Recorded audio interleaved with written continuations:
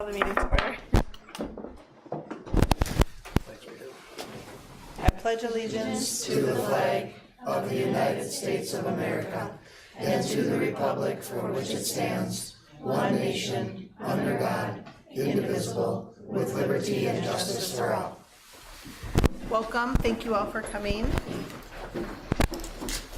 All board members are present in attendance this evening. Our first item on the agenda is comments from visitors. Comments from visitors must be in relation to Aiken Public Schools or an agenda item. We recommend that you sign up on the comment table or on the comment board if you wish to speak. You'll be called up in the order that you sign up. You will please state your name prior to your comments. We would like to keep your comments to about 5 minutes. The board will typically not engage in any sort of discussion, but we will certainly take the information and get back to you as a part of that protocol. It looks like we have one person that's signed up, and that is Mr. Gerhardt.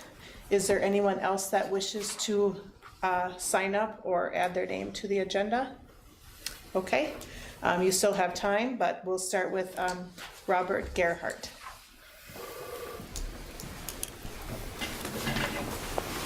Good evening. Good evening, board members. Superintendent, thanks for having me here. My name is Bob Gerhardt, and I have a daughter who is a junior and a grandson who's a kindergartner.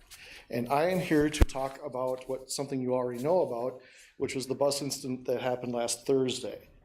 What I'm here to do is maybe give you information that you may not know, or at least ask some questions related to it, because I think there may be some missing bits of information. School District Policy 709, Section 8, says that if possible, school bus drivers or their supervisors shall call 911 or the local emergency phone number in the event of a serious emergency.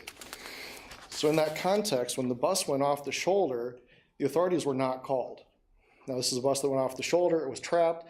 I would probably categorize that as a serious emergency. Kids on the bus asked if they should call 911. They thought it was a serious enough situation to call 911. The bus driver told them no. What did happen was my daughter was asked to start calling names of the kids who did not have cell phones on the bus and start calling parents.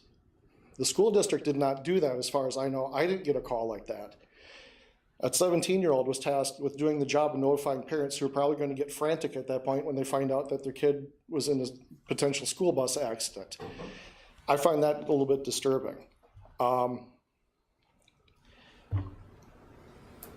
No calls from the school were sent out. Stop Finder was not activated to let parents know that where are their students. My kid got home about an hour late. And if she hadn't called me, I would not have had any idea where she was. She got home, then the official message from the school went out. The official message from the school went out saying that the bus had hit a soft shoulder. That is not inaccurate. The problem with that is it's not the whole story. I went out on site to see where the bus went off the road. I have tons of pictures of it. The bus went off the left side of the road, not the right side of the road. That particular dirt road is probably a good 3 vehicles wide. It's one of the nicest dirt roads I've seen. Solid square shoulders. It's straight, more or less flat. So how the bus managed to go from where it should have been on the road into the left side ditch, I have no idea. That ditch is really sloped. It's a good thing that the bus didn't roll. In fact, you can see scarring on the trees that held the bus up. I've got pictures of that too. A new bus was brought, a tow truck was brought to winch the bus out because it couldn't get out on its own. A new bus was brought in to be able to bring the kids home. And this, I think, is probably the most disturbing thing to me more than anything else. When that bus arrived, the kids were put on the new bus. The driver was put on the new bus and allowed to take the kids home. Obviously, that bus had a driver that was brought. Nobody stopped to ask the question, how did this bus get in the ditch? Is this bus driver in any physical or mental condition to continue with this journey with the kids on board? I'm not accusing anybody of anything, but I do have questions. We don't know what shape the driver was in. He could have been perfectly healthy. There could have been something that ran out in the road in front of him. We don't know. Could have been a medical incident, diabetic, stroke, who knows? Could have been intoxication, I don't know. We don't know, but I think the idea that kids were put on another bus with the same driver and sent home was a major risk and a major misstep by somebody, I don't know who. And that's part of my question, and I hope that you would start asking some questions as well. On top of that, once this was dust settled, my daughter called the superintendent, left a voicemail, trying to offer some of this information and get some answers. That was Thursday, it's now Monday, and we haven't gotten a reply back. So there just seems to be a lot of gaps going on here and a lot of questions left unanswered. I'm really hoping to get to the bottom of this, because it really seems like to an outsider, when there's an absence of information, people start to fill in the gaps with their own worst thoughts. Are we trying to hide something? Was there something that somebody knew? We don't know that, and I'm not accusing anybody of knowing that. But without having the truth, stories get filled in. The idea that the authorities weren't called, 911 wasn't called, how do I know this? Because my daughter, another one of my daughters works dispatch. We called dispatch, they were not notified. She got on the horn, started calling the sheriff's office, they were not notified. They called us to try to get more information. There's nobody out on the scene. I went out personally to take pictures of the scene, get pictures of the tire tracks, where you can see there's maybe a good 1/10 of a mile swoop where the bus went from about where you should have been driving, slowly, gradually across the road and off onto the side. The authorities weren't called to get that kind of forensic evidence on their own, which just blows my mind. So I have that information, I have those pictures. This should have been turned over to State Patrol because they're in charge of any instance that deal with school buses, but they're, as far as I know, totally unaware that this even happened. So I'm really hoping that the school board would see fit to start asking some of the questions that I have and try to get to the bottom of what's going on here and make sure that people are held accountable. And if nothing else, the safety of our students is upheld and the school district's own policies are upheld, because there are a lot of balls dropped in this whole situation. So with that, I thank you. Thank you. Thank you. Thank you. Is there anyone else who wishes to speak? Anyone else? Thank you. I'll be able to address that later in the meeting. Okay. All right, is there an approval of the agenda? I'll make a motion to approve the agenda. Motion by Holly, is there a second? Second. Second by Sorry, Jen. that's okay. Any other discussion? All those in favor signify by saying aye. Aye. Any opposed? Motion carries with all members voting yes. Student council report.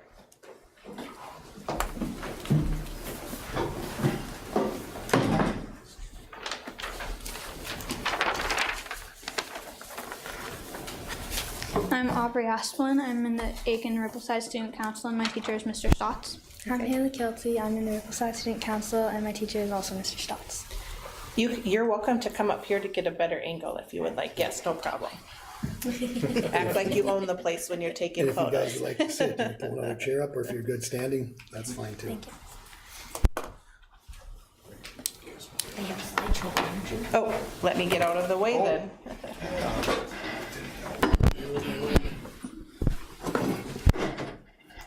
Okay, go ahead. In January, we welcomed our new 5th graders to join the Student Council to gain experience to be the leaders next year.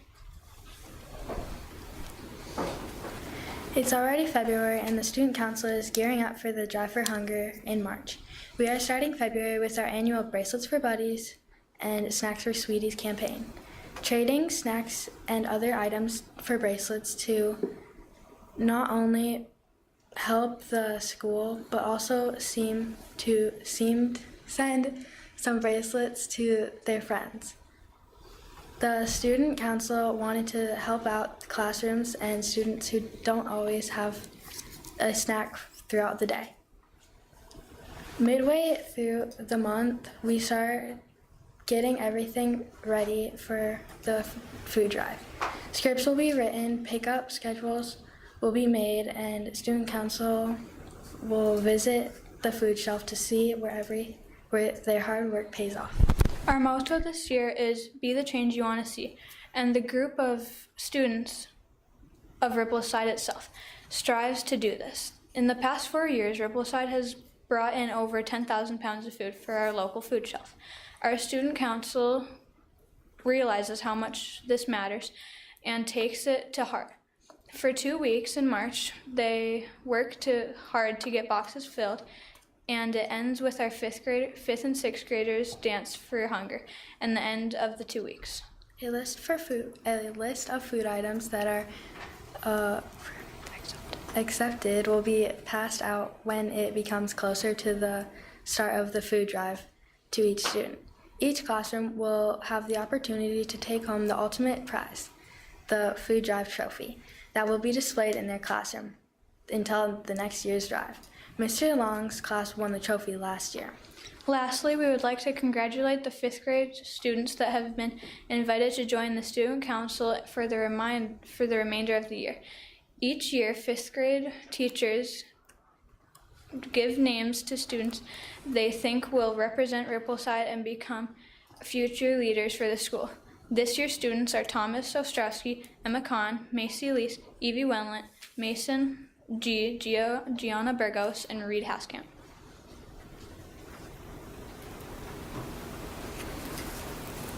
Oh yeah. Wait, which slide is that? Slide 6?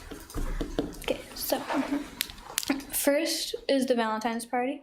This was every student made a box, like when we were little, and we made a big circle.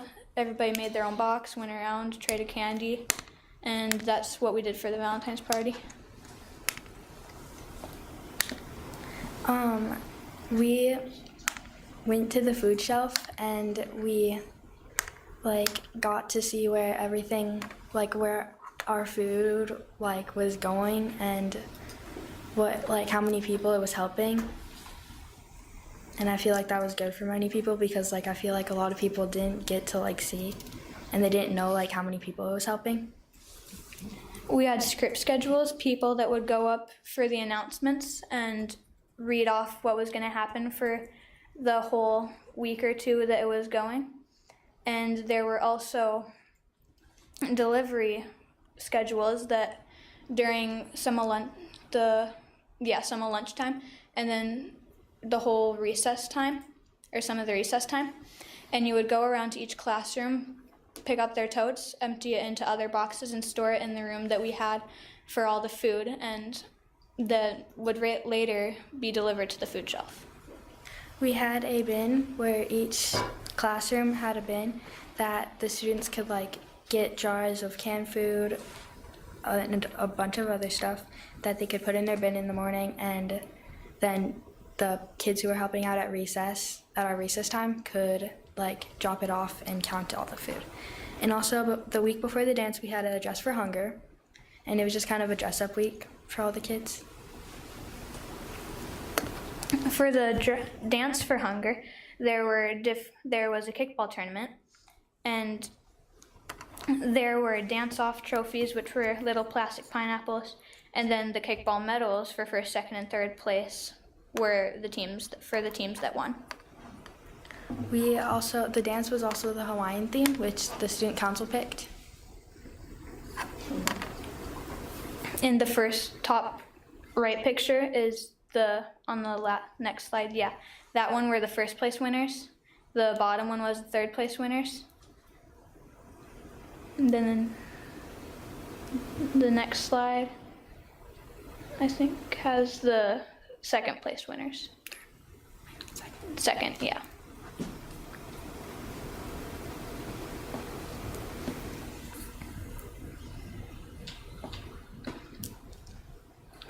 In total, we had 87 students show up for the dance, along with 10 chaperones, Toby's concession stands, the Gerhardt family and their popcorn machine, and one very popular photo booth.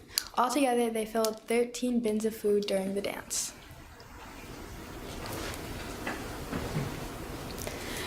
For the last,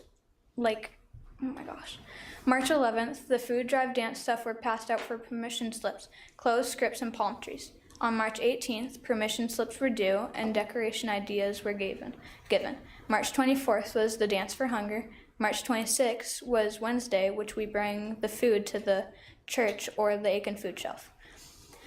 April 1st we had off, and April 8th we had off. April 15th, the school board activities for autism awareness posters and skip practices. On April 21st is the school board meeting, and we don't have school this day. It's the school board meeting. On April 22nd, we get to sign up for groceries, give cards to the teachers, and activities. April 29th was the grocery schedule, so we get our schedule for the groceries, activities, and end of the year ideas for May 6th to May 20th. May 3rd is bagging groceries. May 6th and through May 20th is just to be determined, whatever we need to do. Then May 27th is the awards barbecue for the end of the year.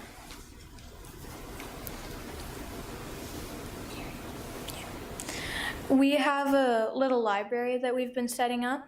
It's an updated one, and this is the app that we'll use to track it. And we just need the location to be turned on, and it's done. We just need to, I believe, paint it and get it set up where it is, where we want it to be.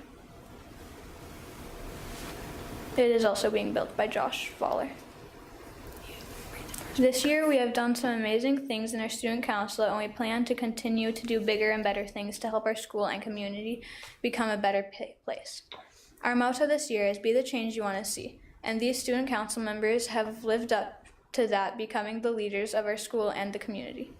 The advisors are very proud of each and every single one who has helped out this year, and hopefully they continue as they get older still to be the change they want to see. We look forward to what we have stored for the end of the year with our skit for K through 3rd grade, talking about how our HATS program can help in different situations. We also have our grocery bag on May 3rd, as well as our end of the year rally at Rippleside. The student council once again has won the bet against Mr. Smith. Cannot wait to see him this year. It all ends with our 2nd annual end of the year barbecue.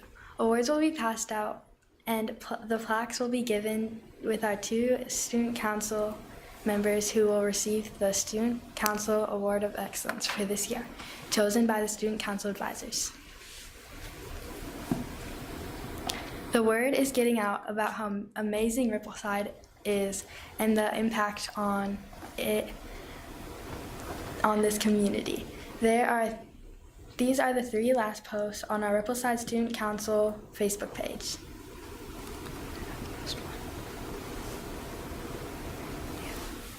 That's awesome. Can you tell us more about the May 3rd that's coming up for the baking? So once in a while, every few months, we have a bag and groceries thing, which we have some volunteers that help out for it. And we go to Paulbeck's and just help people bag our groceries and just help people that want it. And then you take donations, and I think usually around $1,500. Is that what you usually end up Yes, raising? last time we did it in November, I believe we made $1,527. Yeah, that's a So lot. that money will help with future student council activities as well as end of the year parties and end of the year kind of parties for our teachers, Yeah, that's a lot well, of for money. the students, so. but. Yeah, good job. Well, thank you. A lot of great activities you guys are doing. Thank you. Thank you. Good job. Should be proud of those accomplishments. Yeah, it is. Cindy, I have a question. Student Council, and Josh, maybe you have the answer to this. The Rippleside Student Council fundraises for all of their expenses? Yes, You don't have a budgeted amount of money? not that I know of. Okay. When I first started, I thought we did, but then 3 years later, I was told that we were broke. So I thought we had an annual budget, but so everything, the baking groceries in November and the baking groceries in May help with our activities, help with paying for the photo booth and that kind of stuff. Therefore, that gets more students to come to the dance because of that, the photo booth. Then it was 5 food shelf items to get into the dance. So we filled up 13 bins with just that. And we did, I know that middle one, or the far one, we did get recognized in the Republican. Representative Creasha. Yeah, we did get mentioned. Riverside got mentioned, so that was pretty amazing. And then these are our last Facebook page posts. So 5,576 people, they looked at this post and they saw it, and just I think that's absolutely incredible. That's more people than Aiken has. I mean, we're getting the word out about how amazing Rippleside is and what these kids can do. And the more we do stuff like this and the more we put out there, hopefully the better to help. So that's my goal, is just to keep growing like this. Good job, you guys. Yeah, thank you. Awesome, Kids. thank you. Two more. Hi, are you guys up next? Hi, sorry, we didn't mean to be late. We thought this started at 7. I think you're right on time, so go ahead.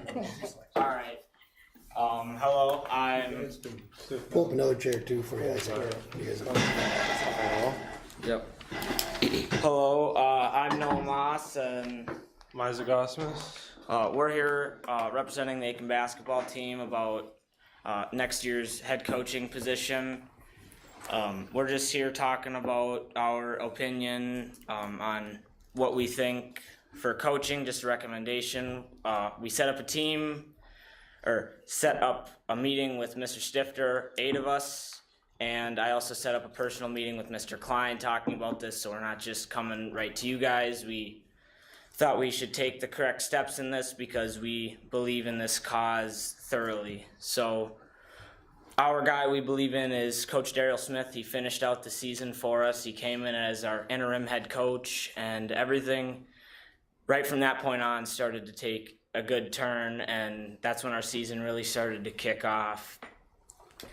And so I'll just give some reasons to why I think he is our best candidate for our job. First up is longevity. He's been coaching for over 30 years now, and he's been in the Aiken program since 2005. I found this out because I actually got old tapes from when my dad played, and he was coaching back then. A little less gray hairs on his head then, but he was coaching back then. And Isaac, he's been in the program a while. He's been playing up since he was 7th, 8th grade, and Coach Smith has been the only coach he's had that's been in the program the whole time throughout his career. And so that consistency and longevity, I think, is a pretty important part of everything. You look at Coach Hills in our football program, he's been there a long time, and they're winning there. Coach Jansen in our baseball program, longevity in some of our best programs has been, I think, a key piece to winning, and that is my first reason. Secondly is comfortability. He's a part of the community. He's a teacher here at our school, and he knows us well. Like it says in the student handbook, if you have a problem, you're supposed to talk with your coach first. It's hard to talk with a guy that you don't know as well, and with someone like Coach Smith, you know him. He's taught a lot of his players, and if he hasn't, he's been an important part. He helps out with like our little dribblers program and things like that. So he's embracing our youth part of our program as well. And so we're able to communicate with him if we have problems, if we have successes, and so he's able to know all of his players' wants, needs, everything that has been going on throughout the season. And also going off that communication standpoint, himself, Coach Moss, and Coach Folds, I think, did an amazing job communicating with each other. If one of them's going to be a little bit late to practice, there was no hold up in practice. We already had a practice plan set. We're going to do this, this, and this no matter what. And just practices were more organized. We had better scouting reports set up. And the whole end of that season was just more thoroughly planned out. Our offenses were meant to get player shots, to make sure everyone's confident and not worried. If you make a mistake, you're going on the bench. Nope, just next play. Be confident, play confident. We're confident in you. We believe in you. The confidence these coaches showed us was truly remarkable. We were 2-10 at a point, and we were at the bottom when it seemed almost everyone didn't believe in us. And I remember, and Bram in the locker room, Coach Smith and Coach Folds told us, they said, you guys might be losing, but we still believe you can make a state run. We believe you can beat that Mora team, or Staples, or Esco, or whoever. They believed in us, and so I believe in him. I believe that if you have hope in your players, no matter what, you can accomplish something. Something is there to be accomplished. He wants to win. He wants to win, but he does want to get everyone involved. He isn't going to throw out somebody if they're a little bit behind, he's going to catch that person up so everyone's involved in the program. He's easily accessible, like I talked about. He's a part of the school. He's always around. He's easy to contact, and he's someone that you can just go and talk to about if you have a problem with something, if there's parent problems, anybody, you can talk to him. And he wants to build a culture in this program. I've talked to him personally, and he's got youth in the program. He wants to build something that's going to be remembered. He wants to build up this program so we can have a winning team, to fill the stands in our gym, to bring this community back around our basketball team, and to bring back a winning culture, and to give hope into our players and to our students, and give something else to believe in other than just a couple sports, and to have more and more and keep building our school up. And when I'm on the court, when Isaac's on the court, there's passion. We believe, and this is the thing. You have stress in school, home life, friends, girlfriends. Well, the basketball court should be a place you can get rid of all that. You can just play ball. And I believe Coach Smith believes in that same motto, that we're just out there, we're going to play ball, and we're going to have fun, and we're going to do everything that we are going to try to do, and we're not going to worry about what they're going to do to stop it, because we're going to do that. He believes in every one of us. And I guess the most important part about this whole thing is this is who we want to coach. I had 8 guys come to me after our meeting and said, I wanted him to be the coach, but now we looked at it, we talked about it as a team, and we all realized even more after bringing together points from each other, this is the guy we want in our program. This is the guy we believe in to coach this team from years to come, to bring together a culture so when Isaac is finishing up college and we're getting older, we can come back and watch the 7th and 8th graders play and the 4th and 5th graders and watch all these new kids and something that these guys build so that we can have another great program to build for the Aiken Gobblers. So anything you want to add on to that, Isaac? No.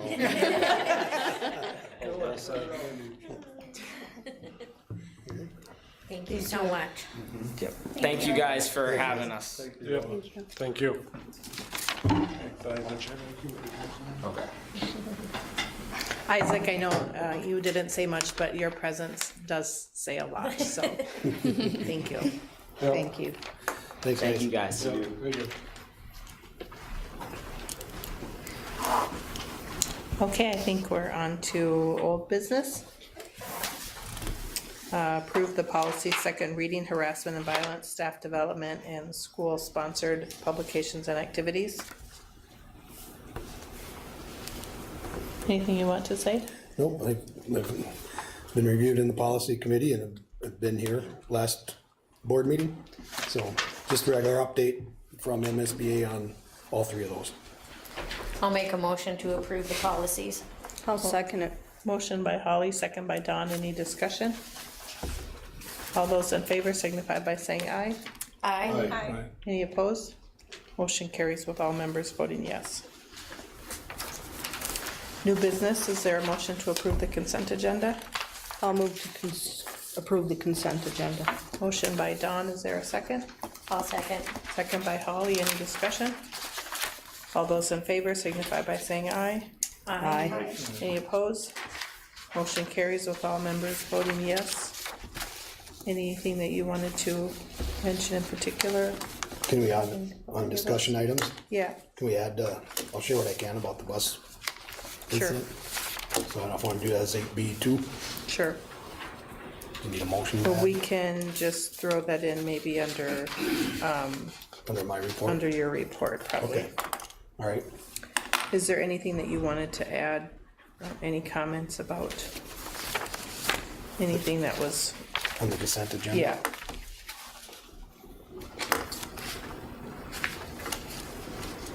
I wasn't looking for anything. Yeah, okay. Just I didn't know if I missed something. No. I don't have anything that they have Okay. at this point. All right, so now we're down to 8B, discussion items. Okay, and I'll jump in. This was brought up at the last board meeting, discussion about the Character Strong curriculum.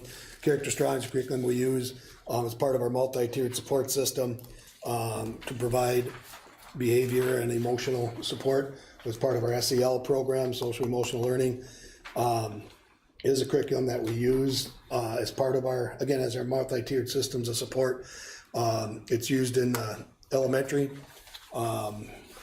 with Miss Jensen, and then in the high school, it's used it's twice a month. I believe the social studies teachers use it to do activities around character building and things like that. And it's some of the games and activities and supports that we use as part of our MTSS, multi-tiered support systems, is based on Character Strong. I think it came up as a discussion point because we're looking at cutting budgets and cutting costs. There is a $3,000 a year curriculum cost that does come out of the capital projects. There's CPL capital projects list of activities because it is a online based program. But again, it's used pretty much K-12, maybe K-10, with our MTSS behavior program. So I don't know if there's questions from the board, if we want to, where you're at. Without that, this was a curriculum that was picked a couple years ago. We had the social emotional learning committee get together. We previewed, looked at, shared. I think there's 4 different curriculums. This is the curriculum that group landed on, and we've been working with now since then.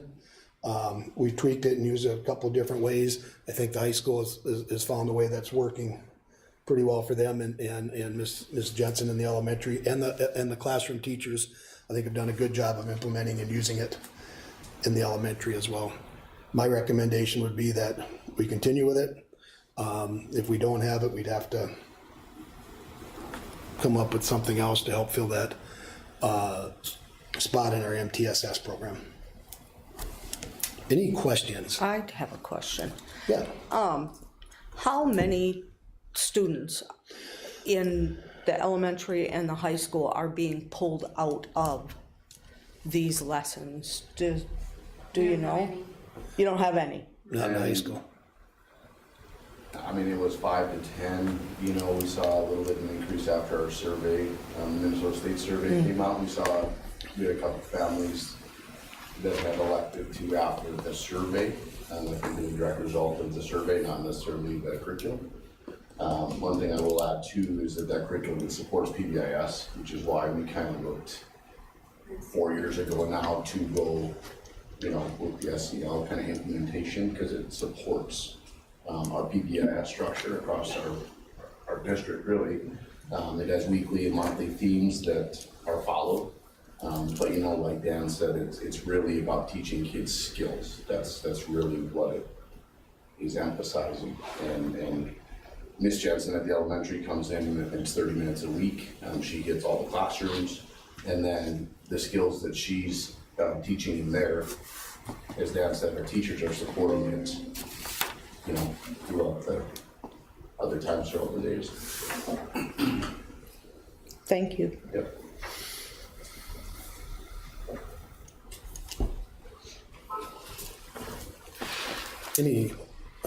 Any other questions or? I don't know if the board needs to vote on that. It's a program we're using. I was asked to come up, was asked about it, and I wanted to share with the board how it's being used and what we're using it for. So I don't know that we need a vote to continue. It's already been approved, Yeah. right? And so Yeah. you've been doing it, Right. and I don't think we removed it No, so I through guess the it'd be, budget process, right? No. So I guess there would just be a motion if you wanted to not right. use it going forward. You just are bringing it forward Right. for Yep. informational purposes, That's it. correct? It's my understanding that that Character Strong does not fall under the DEI label. I don't know that I can say that one way or the other.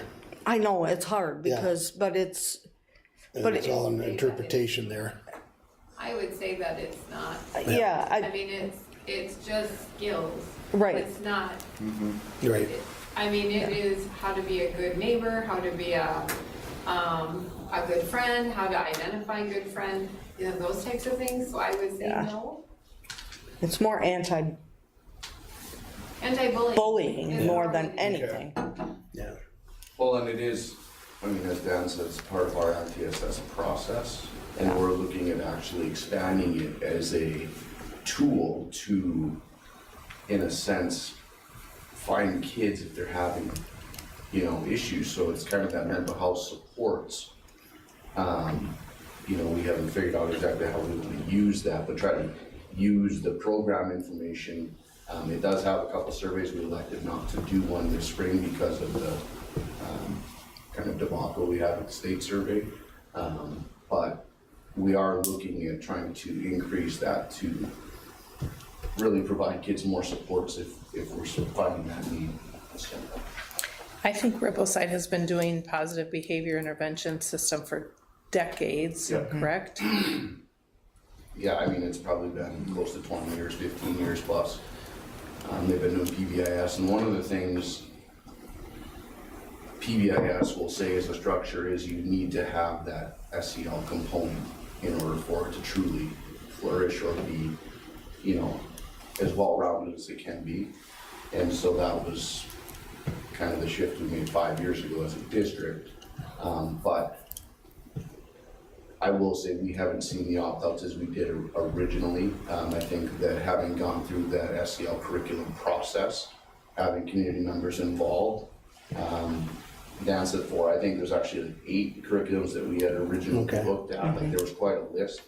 And this is what the committee chose. It was really, Dan, Lisa, and myself didn't have, I mean, a ton of input. It was the committee's choice. I've heard really good things from the high school, the newsletters that have sent out by Sandy monthly. Families really find value in that. And then Julie does a nice job at Rippleside, same thing, of just sending out information. Families, if they have had questions, have either contacted me or Julie, had good conversations, and I think there's been a lot of misinformation that's been alleviated kind of from that process.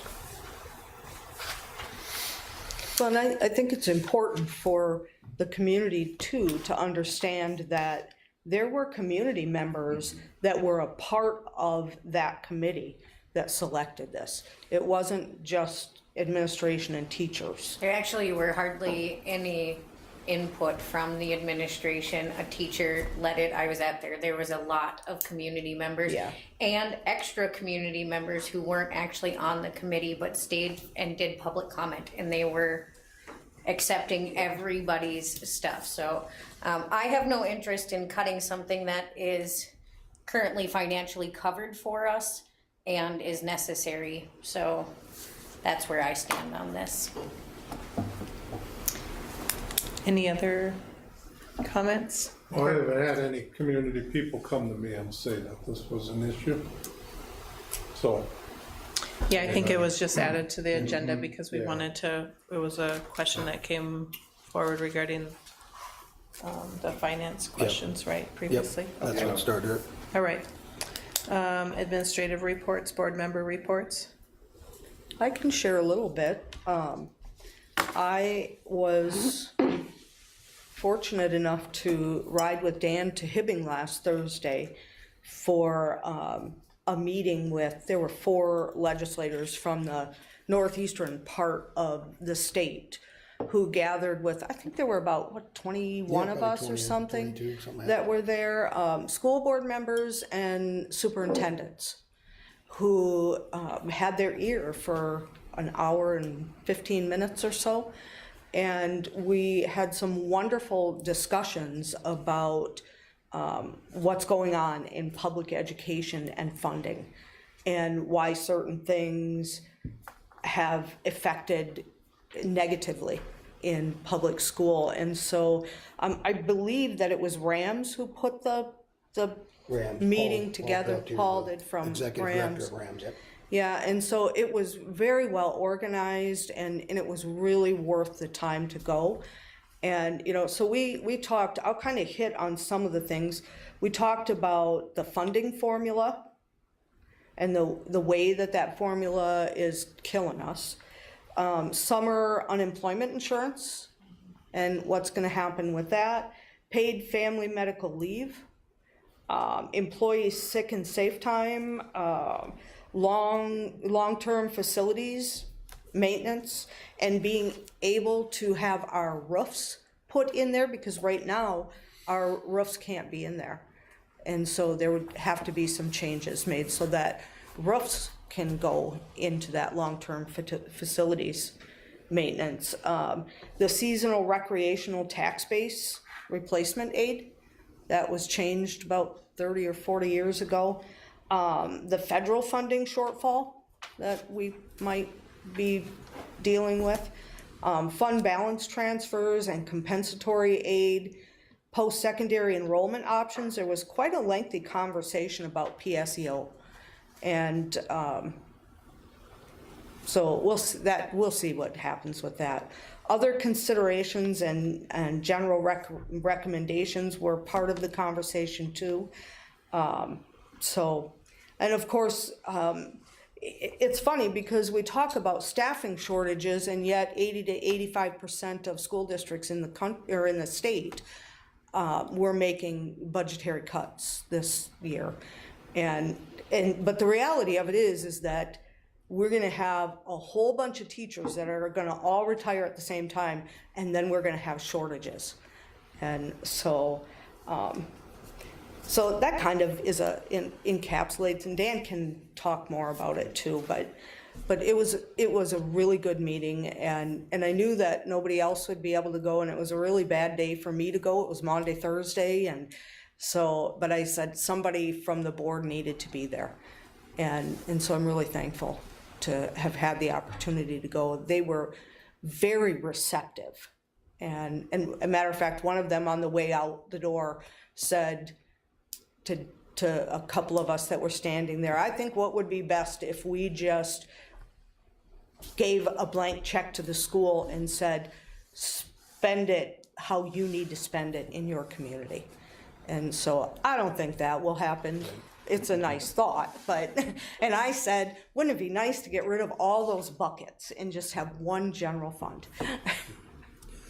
So. Yeah, it was a good, if you're done. Yeah. It was a good meeting. People from across the range were there. The 4 legislators that were there was, I shouldn't say I'll name them because I'll forget the one, but it was Spencer Eigel, Farnsworth. Senator Farnsworth, Representative Straba, and then the fourth guy. No, Creasha didn't make it. Okay. Warwas was the other one. He's further up, like International Falls area. But it was a good discussion. It was good back and forth, kind of our own town hall meeting, but it was just superintendents and school board members. So they took the time to meet with us when they were back home for the holiday. So it was good. And I do feel like they're hearing our message now. If they get enough votes to address some of our concerns, that'll be the next thing. So they're back down, they're back at it today. So we'll see. Any other board member reports? Okay, committee reports, safety committee meeting. Brian, you were there. Do you want me to take it, or do you want to? Go ahead, take it.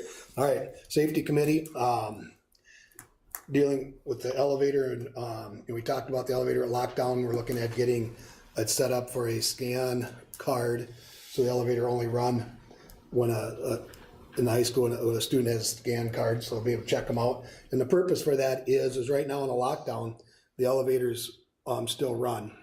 And the bad person could get on the elevator and go to any floor. And if we get the scan card set up, then kids that would need the elevator would have a scan, and they'd be able to scan to use the elevator. People that don't need to be on the elevator wouldn't be able to use it. But then that would, whatever floor we would go into a lockdown drill or a lockdown situation, the elevator would stop at that floor and would only be able to move if somebody with a card activated it. So trying to address some of the safety concerns that came up there in one of our last safety committee meetings. And then getting the elevator fixed at elementary on the hill that has been down and out 2 weeks, but I think we had a guy coming on Thursday. I'm not sure if they had the parts to fix it or if there was had to come and see what was needed and is going to come back. I may will follow up on that.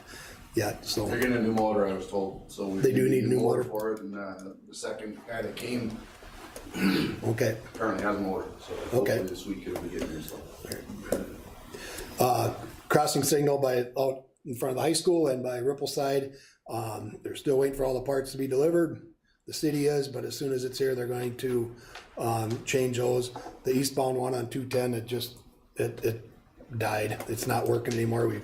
Steve's changed out the batteries, changed out whatever we can, and it just doesn't light up. So we're hoping that'll happen sooner than later.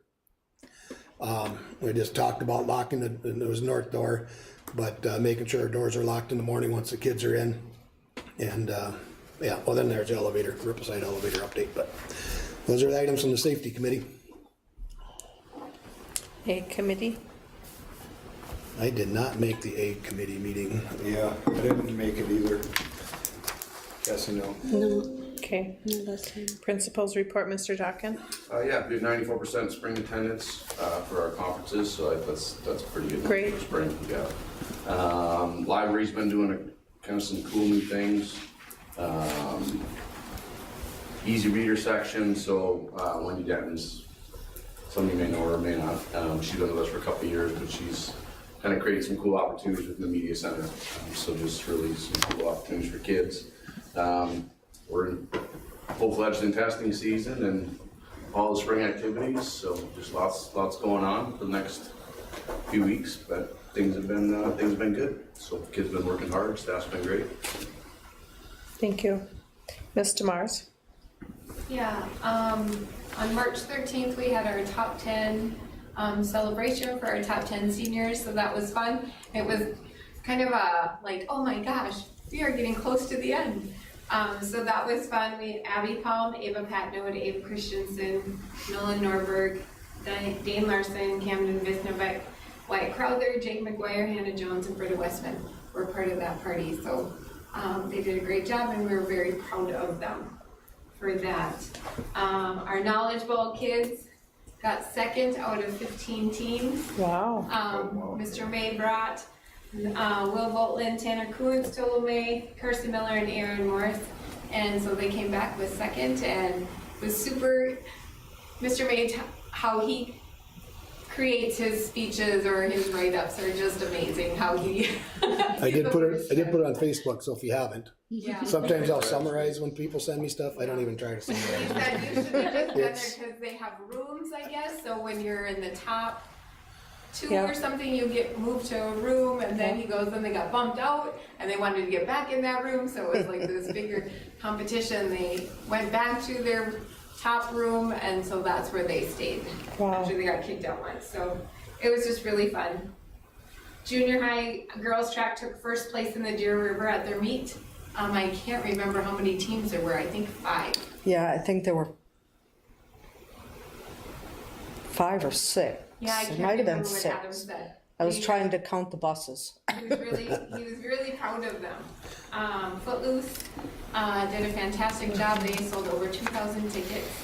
So it was very well attended. Kids had a really good time.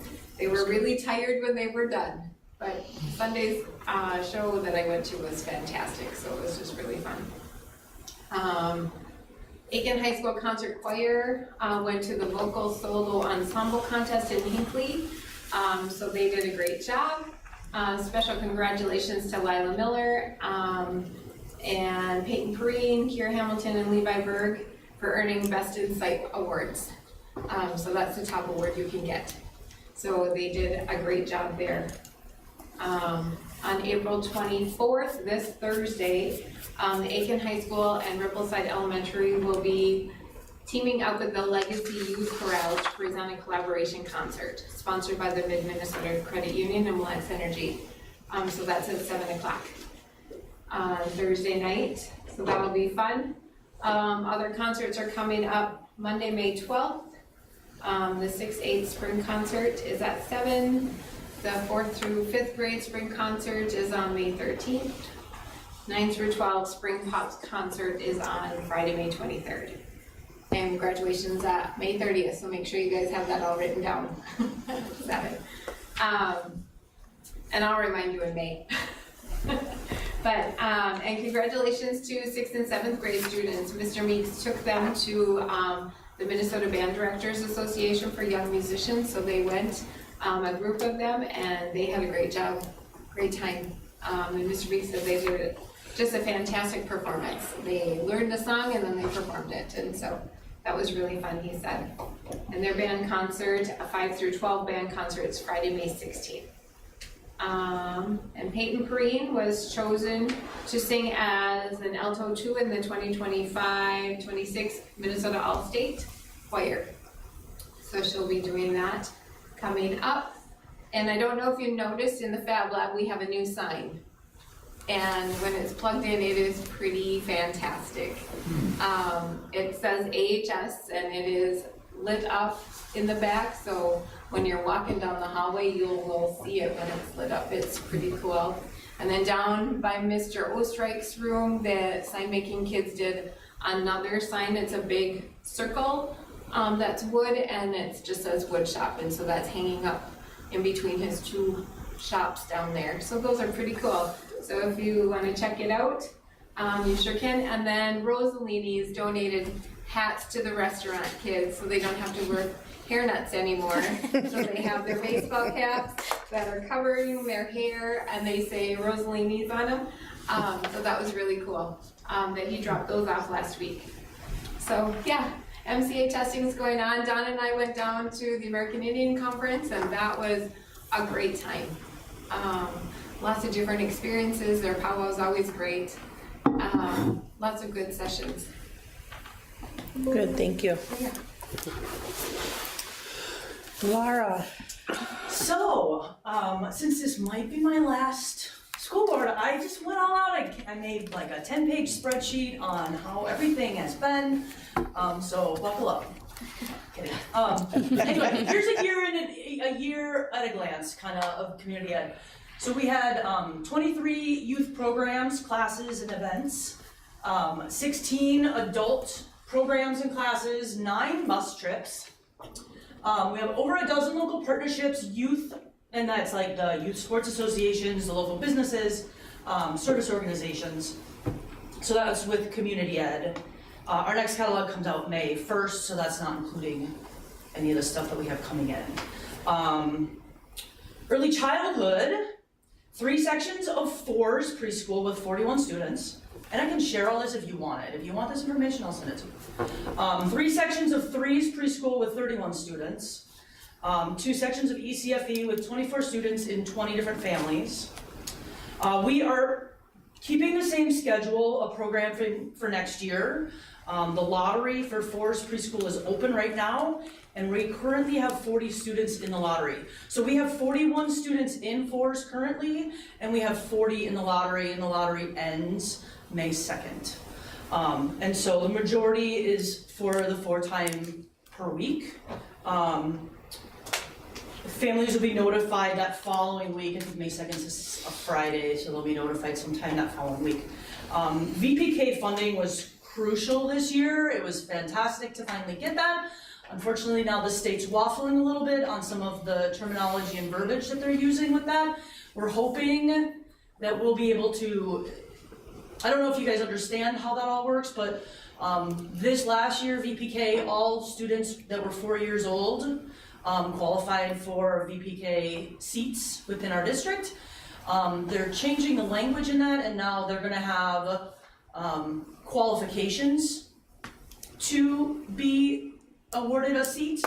The state's kind of, there's some question on what that looks like. Can the schools identify those qualifications on their own, or is that something that they're going to lay out? And so we should know end of May, probably early June, how many seats we are awarded. I went for the whole 48 that we were eligible for, and we'll see if we get awarded 48, and then what they say their qualifications are for that moving forward. So there's a big question mark surrounding that. We will get VPK sites. I don't think they're going to take that away because we've already been awarded. It's just how many, and then how many kids will qualify. And so, but it was huge this year. I mean, such great feedback about not having to worry about the cost of preschool. This year we have 5 teachers, 5 preschool teachers, 4 paraprofessionals, 1 secretary who really runs the show, and a parent educator. And so, Kids Club had 130 students utilize Kids Club this year. 31 of them are preschool. So 43% of all preschool kids came to Kids Club. We average between 40 to 60 kids a day. And this year, new Kids Club became parent aware rated, which means it allows preschool students on pathway scholarships to use those scholarships for preschool and childcare, which is huge for those families that didn't have to choose one or the other in the past. You had to choose. And so becoming a site with that has been really big. We have 4 adult staff, 2 of them are full-time, 6 high school staff, and a college student. Last summer, so still part of this fiscal year, sort of, we had 111 students utilize Kids Club. We opened registration last week, and we have 33 already registered for this summer.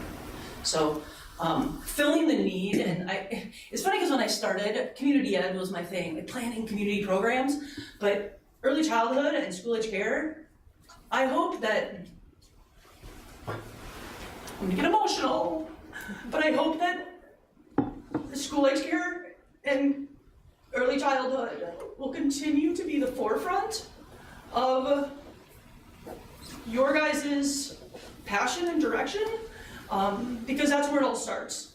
Basic needs, right? Basic needs. And so those should be non-negotiable. So anyway, that's that. I know you've worked especially hard on those in recent. And it wasn't the area I thought I would even enjoy. Yeah, I know. You've done exceptionally well. We're so sad to see you leave, but so thankful for the position that you're leaving community ed in and all of the work that you have done behind the scenes. I think that the community, and probably many of us don't even realize the magnitude of your impact, particularly in the area of the young kiddos, right? And the work that you've done to really set them up to be in a position to succeed and to really position them to do so well at Rippleside, and all of the benefits that they will really see, maybe not for years to come, but we know the work that you've put forward, and we really do appreciate everything that you've done, Laura. Thank you. I'll jump in on that too, just, yeah, Laura's, well, I think you were here before me, so. But anyway, we've went for 6 years watching her and working with her building, not only community ed, but the children's early childhood education. Has been tremendous, and it's hats off and thanks to her dedication and the VPK funding, just that part of it. We didn't get it, then we got a few seats, and then last year we were told if you get seats, if we give you credit for seats this year, you'll have those going forward. Then they said, well, you're gonna have them for 3 years, and then it went, well, we're not sure you're gonna have them next year. I think not only Laura, but people across the state sitting in Laura's shoes or no spots for districts were saying, wait a minute, well, how can we go from we're gonna have these seats to having them for 3 years to have them? I think that's why they're unsure. They're not, they promised about 3 different things is what it comes down to, and now I gotta find, and hopefully for us, because it has been a huge benefit for us. And I've had districts call asking about our wraparound care, asking about our parent aware program, how are you doing that? You know, and so it is a program that we're known for, and other districts are reaching out. So yeah, so nice work on that, and really appreciate everything, Laura, you've done, not only there, but then our community ed, our offerings there, and the things we've done in our community ed are just greatly improved over the years too. So you've been a valuable part, Laura, and then thank you for everything. We're sorry to see you leave. Really sorry. And if we didn't have to have budget cuts, I would have said we should have doubled your salary. at a minimum. So we do appreciate everything you've done. Thank you.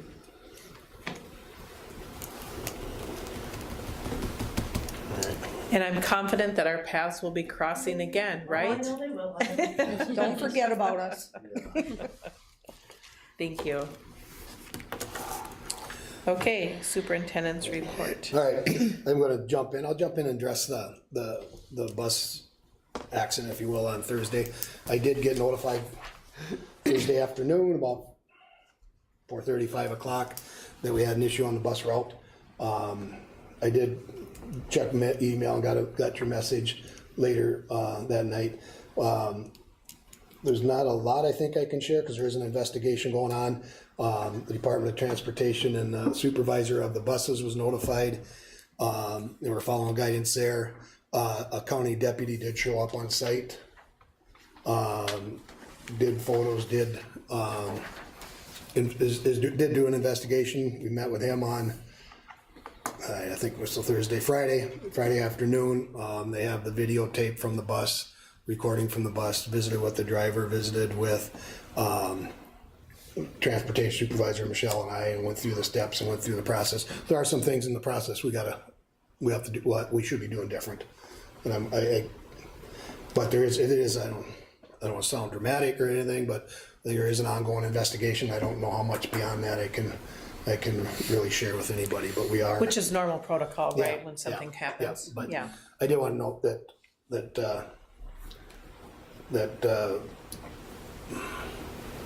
county deputy is involved and addressed. I can share that with you. So Was there damage to the bus? there's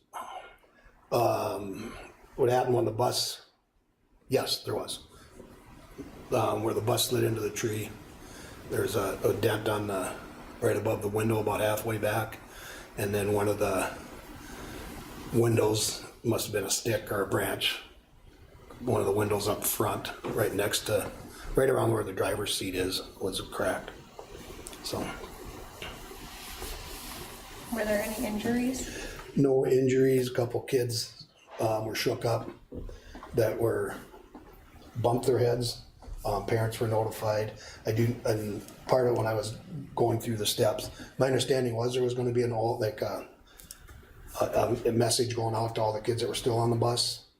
I don't know if that ever went out or if it went out late, but I was told a message was sent out onto the parents of the kids that were left on the bus. I'll have to follow up on that. My understanding was there was a message sent out.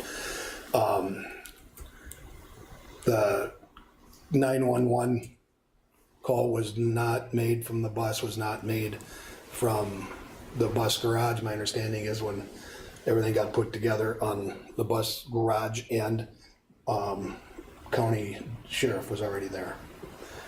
But the bus had moved on with the kids when the new bus that came out there had left by the time the county sheriff had gotten there. But he has pictures and was there, I think, when the bus was still in the ditch, so my understanding. So How many students were on the bus? I think it was 14. It's in that area. 13, 14 kids are left on the bus. So, I don't know. If you don't mind, I was a student on the bus. I'm the junior that my father previously mentioned, where I was told to be making calls to the students' parents. I also talked to the deputy. I called him. I was told to call him, give him the information I have as a first-hand witness of someone who was on the bus during the accident. I called the superintendent. Basically, as soon as I got home off the second-hand bus that day, and in his voicemail said he would reply back to me. I never got a reply back. Which students were still on the bus. Oh, please relax. Which I understand you were busy and it's a holiday weekend, but it would have been nice to at least know that you had gotten my voicemail and that more steps were being taken, as well as, the deputy was called, after the bus was being pulled out, and the driver was not cleared to drive the rest of the students, including myself, home. So understand that it's not directly in your power, but I do think that training protocols for the bus drivers do need to be reviewed and definitely enforced, due to the fact that he left the scene of a crash with minors. What were the road conditions that day? The road conditions, it had rained earlier that morning, but the road's not slippery. I, along with my father, went back out to the scene basically as soon as I had gotten home. The road, one of the nicest dirt roads, I believe, in Aiken, very smooth. Again, I will say shoulders are soft, but he was on the wrong side of the road for a soft shoulder. So although that is what the official message went out saying, I do not believe that to be the true cause of the issue. Thank you for sharing your Thank thoughts. you.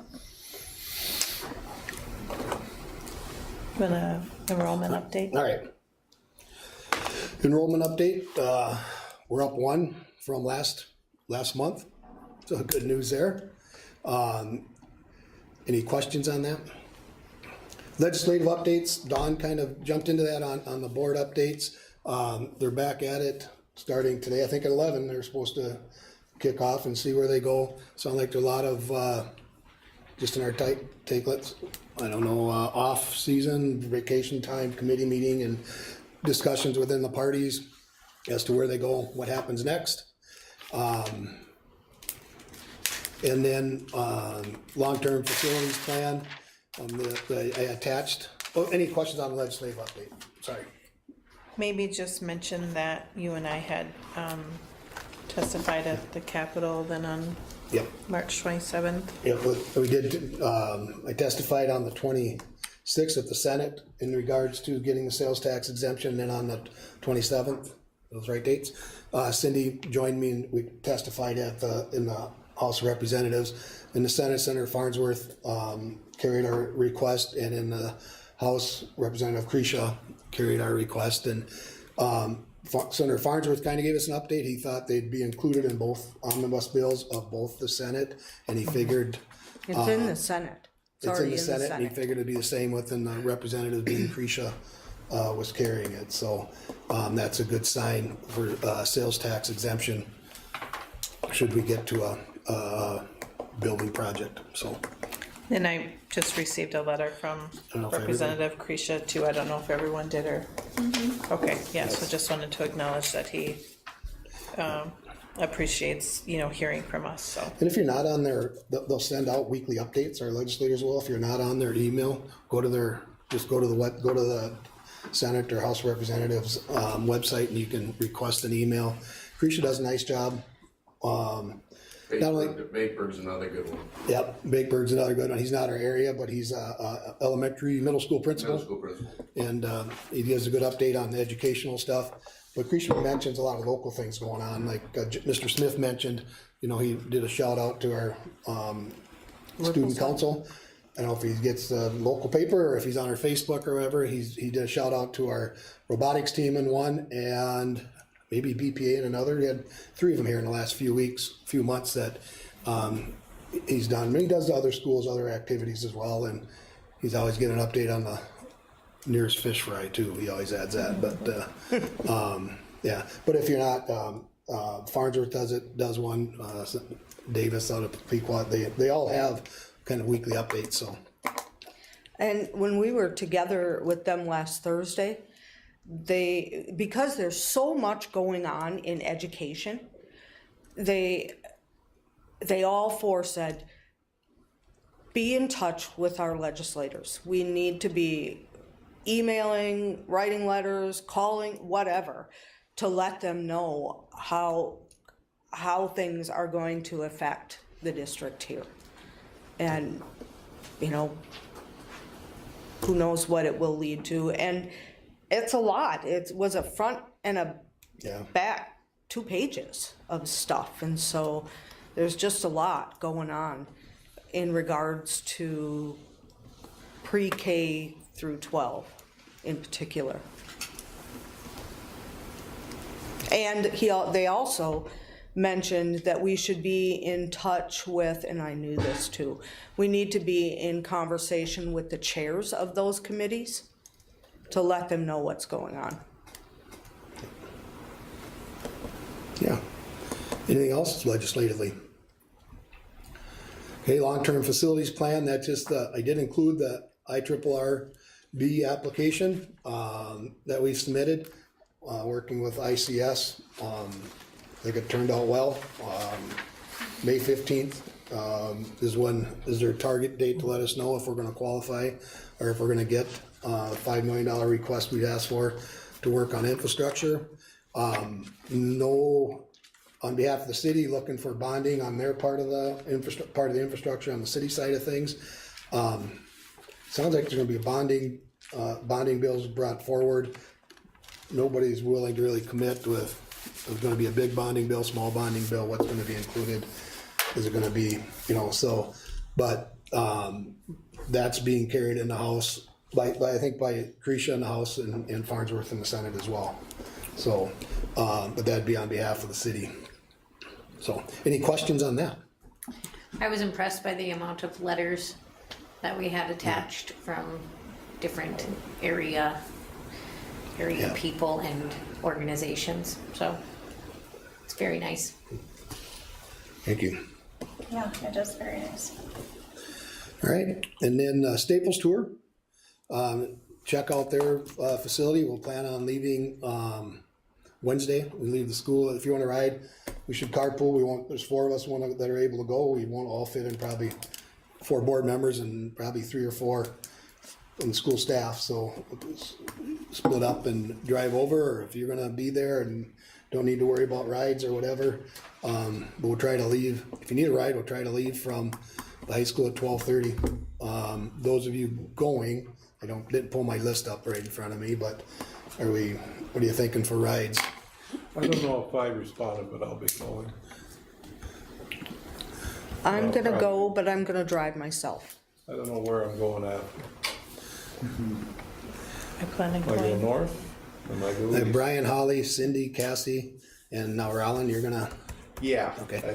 And I'm think I going gotta go too. north after. So are you gonna post it then as a meeting?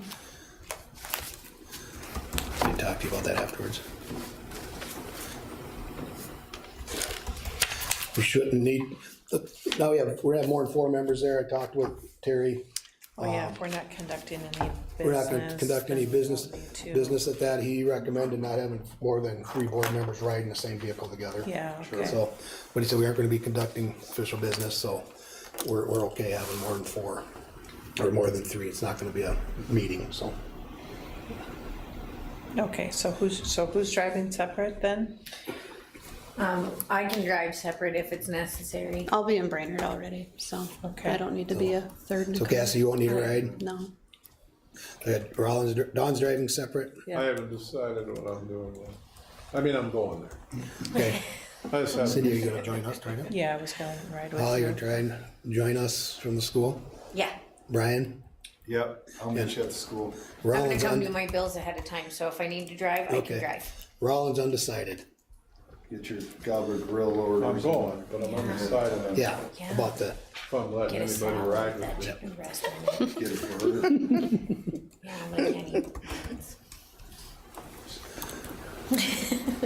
I don't trust any of you others driving me. Really? That's what he said. Well, I said, no. all right? Okay. And I think Ken Westman from the hospital is gonna be there.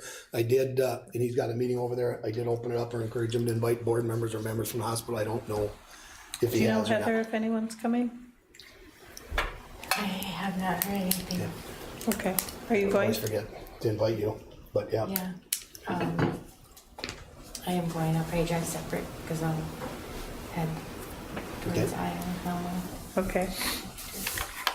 All right, upcoming meetings, Personnel Committee, Policy, School Board meeting on May 19th, being confirmed May 21st, Personnel Committee, May 28th. Of course, graduation, May 30th, that we mentioned. So that concludes the remainder of our open meeting.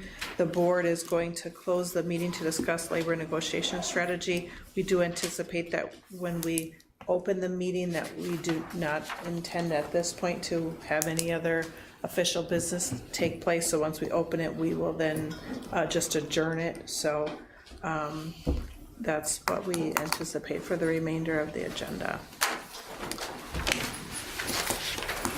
Is there anything else that anyone wanted before we move to close it? Okay. Is there a motion to, so thank you for coming and Thank you. presenting. Thank We you. appreciate your comments and